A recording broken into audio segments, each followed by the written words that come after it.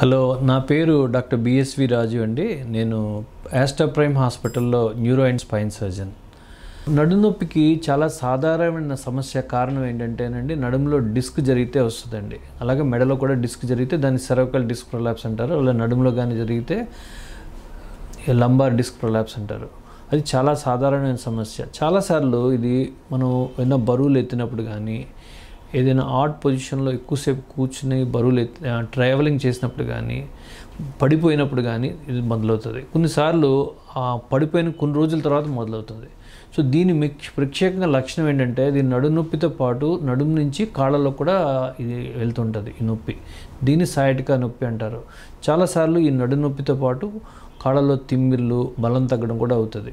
ఇది ఏమవుతుందంటే, చాలాసార్లు పడుకుంటే తగ్గుతుంది, ఎక్కువసేపు కూర్చున్నా వంగినా పెరుగుతుంది, దగ్గితే తుమ్మితే కూడా పెరిగే అవకాశం ఉంటుంది.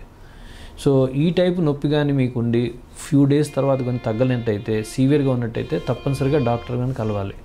సో దీనికి అడ్వాంటేజ్ ఏంటంటే 95% డిస్క్ ప్రొలాప్సెస్ మందులతోనే సెట్ అయిపోతుంది. కొద్దిగా వీలైతే కొద్ది రెస్ట్ తీసుకోవడం, అంటే ఎక్కువ బరువులు ఎత్తకుండా, ఎక్కువ ట్రావెలింగ్ చేయకుండా, ఎక్కువసేపు కూర్చోకుండా చేయాలి. ఎందుకంటే నడుములో డిస్క్కి పడుకుంటేనే కొద్ది రెస్ట్ వస్తుంది. ఓకే, సో స్టాండింగ్ చాలామందికి బెటర్గా ఉందంటారు కూర్చోడం కంటే కూడా.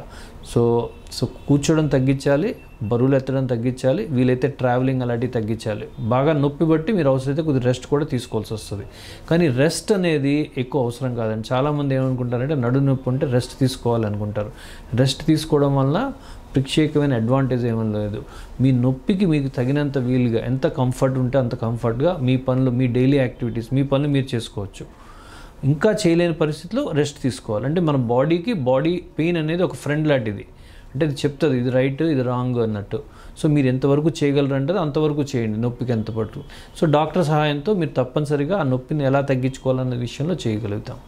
సో ఈ నొప్పి ఎవరికైతే బాగా ఎక్కువ నొప్పి ఉందో, కామన్గా మనం చేసేది ఏంటంటే, కొద్దిగా దానికి నొప్పికి బిళ్ళలు ఇస్తాం, నొప్పి బాగా తగ్గుతుంటే. ఇంకా చిన్న విషయం ఏంటంటే, మీరు ఆయింట్మెంట్ లాంటివి పెట్టుకున్నా చాలా వరకు తగ్గిపోతుంది. బాగా అక్యూట్ పెయిన్, అంటే అన్బేరబుల్ పెయిన్ కానీ ఉన్నట్టయితే వాటికి బాడీలో బెడ్లో కూడా తిరగడం కూడా కష్టంగా ఉంటుంది. లేకపోతే వాళ్ళు బాత్రూమ్కి, టాయిలెట్ కూడా వెళ్ళడం కష్టంగా ఉన్న వాళ్ళకి ఏంటంటే ఫిజియోథెరపీ చేస్తే, ఫిజియోథెరపీ వలన మళ్ళీ అల్ట్రాసౌండ్, ఐఎఫ్టీ, కొన్ని లేజర్ అలాంటివి పెడతాం వల్ల నొప్పి తొందరగా వాపు, లేకపోతే లోపల ఉన్న ఇన్ఫ్లమేషన్ తొందరగా తగ్గుతుంది.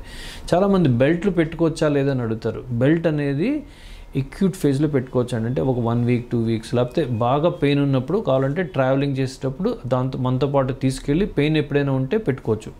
అంటే డ్రైవింగ్ ఎక్కువ చేసినప్పుడు కానీ, లేకపోతే సో ఎక్కువసేపు కానీ బెల్ట్ అనేది ధరించడం వలన మనకి కండలు మెత్తబడిపోతాయి. దానివల్ల మళ్ళీ నడుము నొప్పి వస్తుంది. సో ఎక్కువ బెల్ట్ పెట్టుకోవడం అన్నది రైట్ కాదు. కొంతమంది ట్రాక్షన్ అలాంటి విషయాలు లాగు పెట్టి పెడుతుంటారు, అది దానికి చాలా పెడుతుంది. దానివల్ల ఏంటంటే రెస్ట్ అయితే వస్తుంది, కానీ ట్రాక్షన్ చేయడం వల్ల ఇంకా డిస్క్ పెరిగే అవకాశం ఉంటుంది. సైంటిఫికల్గా ట్రాక్షన్ అనేది, లంబార్ ట్రాక్షన్ అనే దానివల్ల యూస్ఫుల్నెస్ ఉన్నదని ఎక్కడ ప్రూఫ్ లేదండి. సో ఇంకా ఇన్ఫ్యాక్ట్ దానివల్ల ట్రాక్షన్ పెట్టడం వల్ల కొంతమందికి నొప్పి పెరుగుతుంది. పైగా దాంతోపాటు మీరు దాన్ని కంప్లీట్గా ట్రాక్షన్ పెట్టుకోవాలి, మీ పని ఏం చేయలేరు, రెస్ట్ ఇవ్వాల్సి వస్తుంది.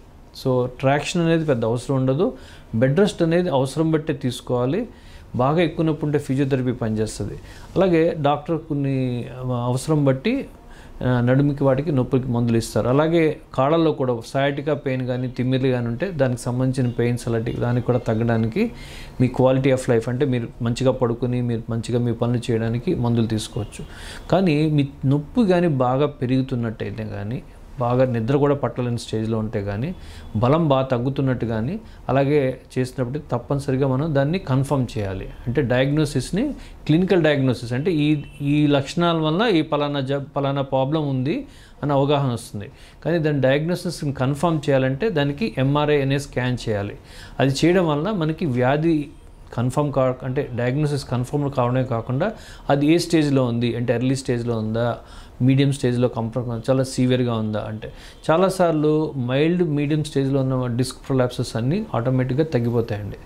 సో దానికి పెద్ద మెడికల్ ట్రీట్మెంట్తోనే సరిపోతుంది. రేర్గా మీడియం స్టేజ్లో ఉన్న వాళ్ళు సిమ్టమ్స్ కానీ ఎక్కువగానే ఉంటే వాళ్ళకి ఏదైనా వైద్యం చేయాల్సి రావచ్చు.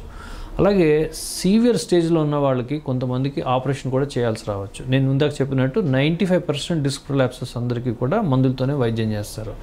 ఆపరేషన్ ఎప్పుడు చేయాలి, ఎందుకు చేయాలి?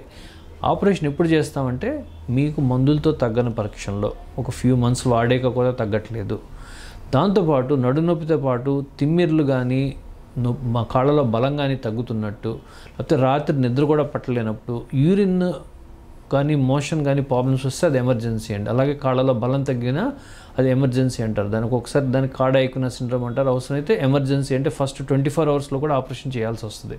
ఎందుకో తొందరగా చేయాలంటే తొందరగా చేసినట్టయితే మీకు ఏదైతే రికవరీ ఉన్నదో కంప్లీట్గా రికవరీ వస్తుంది. అంటే యూరిన్ కంట్రోల్, మోషన్ కంట్రోల్, దాంతోపాటు బలం తగ్గడం అవన్నీ కూడా తొందరగా రికవరీ వస్తుంది. లేట్ అయితే ఆ కంప్రెషన్ వల్ల పార్షియల్ పర్మనెంట్ డ్యామేజ్ అంటే కొన్నిసార్లు పూర్తిగా రికవరీ కాకపోవడం కూడా అవకాశం ఉంటుంది. సో ఆపరేషన్ చేయడం వల్ల చాలా వరకు 95% వరకు చాలా సక్సెస్ ఉంటుంది.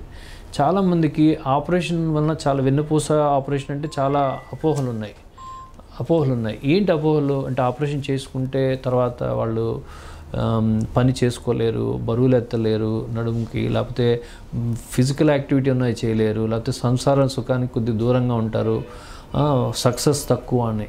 సైంటిఫికల్గా మనకి రెగ్యులర్గా జరిగేది 190% మందికి ఆపరేషన్ అవసరమైన వాళ్ళలో, అంటే నేను చెప్పినట్టు ఈ సీవియర్గా ఉన్న వాళ్ళలో కూడా చాలా వరకు 95% అందరికీ మందులతోనే తగ్గిపోతుందండి.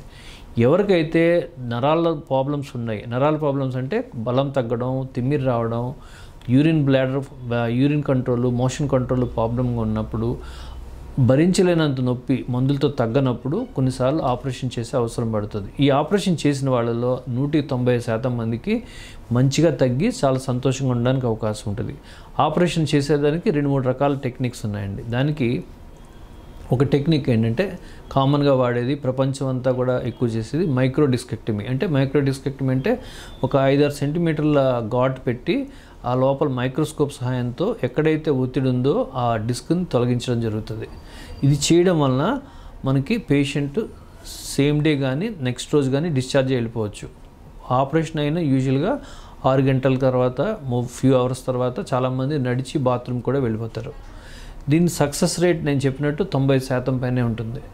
మెయిన్ ప్రాబ్లం ఏంటంటే డిస్క్ అనే దానికి ఎక్కడైతే మనం డిస్క్ తొలగిస్తామో అక్కడ మళ్ళీ సీలెంట్ ఏమి ఉండదు. ఒకసారి రికరెన్స్ అంటే మళ్ళీ ఎక్కడైతే ప్రాబ్లం ఉందో అక్కడ మళ్ళీ రికరెన్స్ వచ్చే అవకాశం ఉంటుంది. అదే మెయిన్ కష్టం అండి. రేర్గా అంటే అనుకొని జరగడానికి ఎప్పుడైనా ఇన్ఫెక్షన్ రావడం కానీ, లేకపోతే నరాల ప్రాబ్లం రావడం కానీ, లేకపోతే బ్రెయిన్లో వాటర్ లీక్ అవ్వడం కానీ అలాంటివి చాలా అరుదుగా జరుగుతాయి.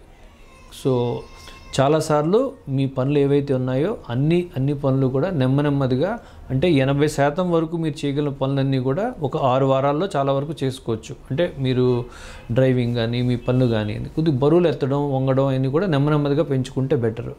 సో సైన్స్ ప్రకారం పని బాగా ఆపరేషన్ అయ్యాక చాలామందికి రెస్ట్ ఇచ్చి ట్రై చేసి చూశారు. ఇంకో స్టడీలో ఆపరేషన్ తర్వాత వెంటనే వాళ్ళు పనులు చేసుకునే కూడా చూశారు.